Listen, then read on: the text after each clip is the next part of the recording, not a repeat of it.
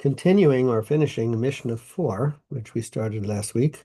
This was from Rabbi Shimon, and he spoke about three people eating together at a table, and that words, the first part of the Mishnah was what happens if they don't say words of Torah, that was a negative. The second half of the Mishnah is what are people who do. So we'll just put it here, the second half of the Mishnah, at Avos shalosha she'ochlu al shulchan echad, three who do eat together at one table, va'amru alav divrei Torah, and they speak about it, over the table. They speak words of Torah. It's ki'ilu achlu mishulchano shel makom baruch hu. It's as if they're eating from God's table. Shenemar, as it says, vayidaber elai, and he said to me, this is referring to an angel, Zeh hashulchan asher lefnei Hashem. This is the table that is before Hashem. It's a verse in Yechezkel. However, they learn it out and they interpret that it's also referring to the idea of sitting at a table, a real table, and having words of Torah.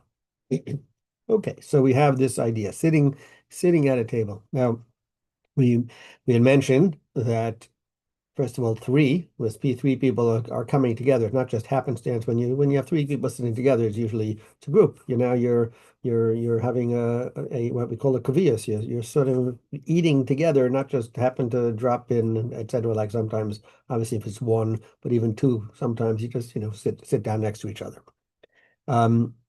The idea of the shulchan, of a table, is also something that we, in today's world, we may be familiar with the idea of, like, we put salt, we have salt on the table because a table is compared to mizbeach, to the altar. And just like the mizbeach was the place that was atoning for the sins of the people, so too the table, our shulchan, can also bring atonement for sins. And this actually comes from a Gemara. The Talmud in Brachot tells us that he quotes Rabbi Yehuda. Rabbi Yehuda said that a person who prolongs his time at the meal is one of the three things that actually extends life.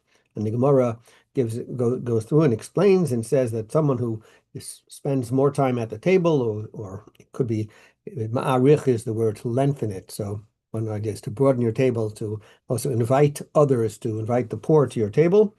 But a person who spends more time at a meal, because maybe someone poor is going to come, because in other societies, maybe not where we live so much, but in many places, the poor people are integrated into everybody else, and could be someone will knock on your door and ask for something, ask for a handout, ask for food.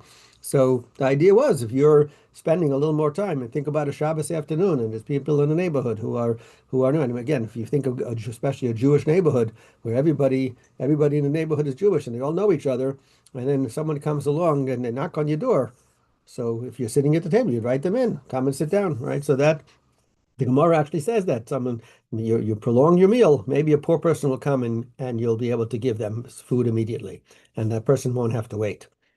And then the Gemara quotes from this verse about the table, and the Gemara then says that Rabbi Yochanan and Rabbi Elazar, they both say that when there was the Beis Hamikdash, when there was the temple, so then we had the Mizbeach, we had the altar to atone. But now that we don't, it's our table, our shulchan, our table that we sit at, that we eat our meals at. That's what atones for a person's transgressions. And part of that idea, again, is that we're able to do mitzvos at our table by providing for others, by providing for the poor. Another idea, though, in that venue is that we understand in Judaism that physical existence needs a spiritual input, and that it's not just physical. Physical is not separate from the spiritual, right? It goes together. Just like a person has the body and the soul, each one part, your physical part, one's your spiritual part, it comes together. In order to be able to do any mitzvah, you need a physical body. You may be doing a spiritual act, but you need a physical body. In order for your neshama, in order for your soul to be in this world, it needs a physical body. Same thing, spirituality is also realized through physical vehicles, right? In order to accomplish spiritual things, we need to do it through a physical body. And we are able to achieve spiritual fulfillment by sanctifying the mundane. We've talked about this many times, right? When you make a bracha, but we can elevate the physical. And when we eat, we are introducing a spiritual element, not just in terms of the bracha that you make before and after, but also the words that you say over the table, that if you talk words of Torah, which is the words of this Mishnah, and the fact that you are inviting people to partake of the meal, people who are guests, people especially who are in need, that introduces a spiritual element as well. And when we do that, then we're eating at God's table. We are transforming the table not just from a plain old thing, but into really like a mizbeach.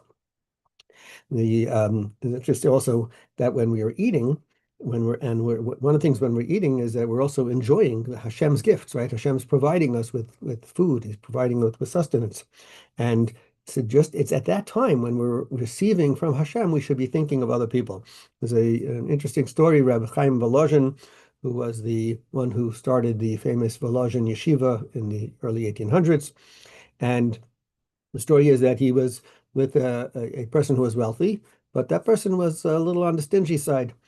And so he invited him to eat. And Rabbi Chaim asked him, "So what do you eat for breakfast?" And the guy said, "I don't eat much. I eat bread, a couple of eggs, and a little cheese."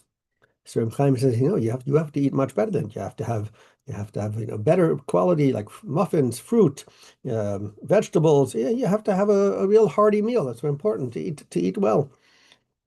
Why is he telling him that? So later he explained to his students there's an idea that if this person was stingy with what he ate, then what it means when he was providing for others, he was also stingy. So if I can survive on bread and water, right? What do you need more than that? Why should I give you more than that? If I'm not even giving it to myself, why should I give it to you? So, but if the person was eating a good meal, he's eating a big meal and a lot of food, so then he's much more open to give to other people as well. And that's really, a mentality that we have, is that we should be able to understand that when we usually give to other people what we want for ourselves at best. We're not going to give them more than we want for ourselves, although it would be nice if we did that, but that's not how normally we are. So we should be able to feel like, I'm not going to I take away from myself. If I want to be able to feel I should give to others. So there's an element of that. But when you do that, you're actually infusing it with an element of a mitzvah as well. And finally, just an interesting point that Rabbeinu Bachye writes that the Jews of France, he was in the 1200s, they would make, when they were time to make a coffin, you may have heard this, for them to be buried, and they'd be buried from the wood from their dining room table. Why? Because that was where they were able to do their chesed and their tzedakah, right? Where they provided for the poor.